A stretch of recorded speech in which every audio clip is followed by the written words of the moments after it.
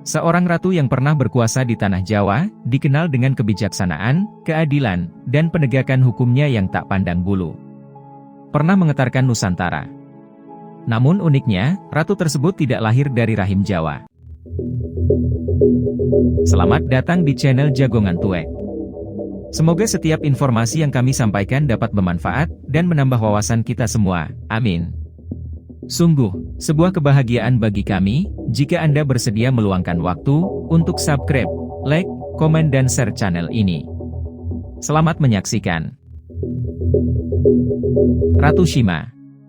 Yang konon katanya, nama Ratu Shima sendiri diambil dari kata Simo, yang bermakna singa. Adalah seorang putri dari pendeta di wilayah Sriwijaya. Dilahirkan tahun 611 Masehi.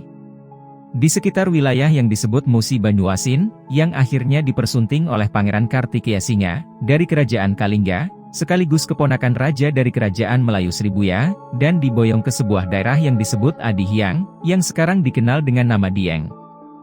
Pada tahun 648 Masehi, Pangeran Kartikeyasinga naik tahta, menggantikan ayahandanya memimpin Kerajaan Kalingga. Dalam pernikahannya dengan Ratu Shima, Raja Kartikeyasinga dianugerahi dua anak, Parwati dan Narayana. Hingga tahun 674 Masehi, Raja Kartikeyasinga mangkat dari tahtanya.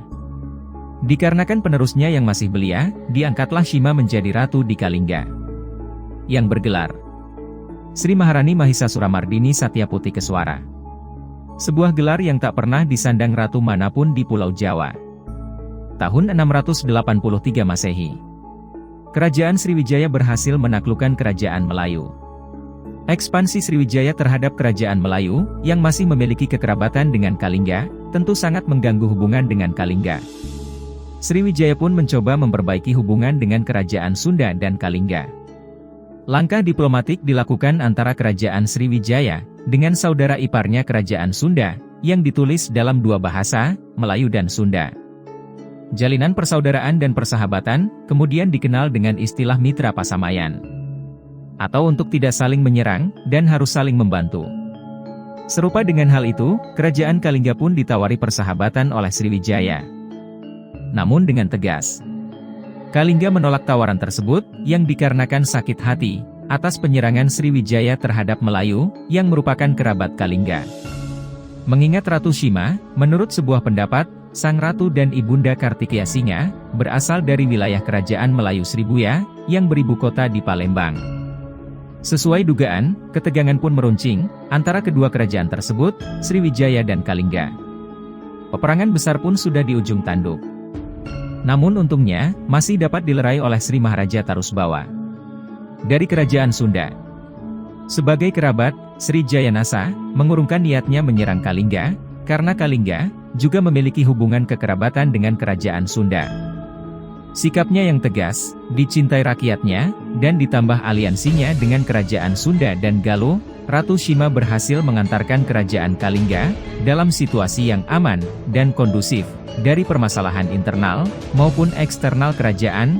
Selain itu, Ratu Shima juga menerapkan hukum yang keras, tegas, dan tak pandang bulu, untuk memberantas pencurian dan kejahatan, serta untuk mendorong agar rakyatnya senantiasa jujur.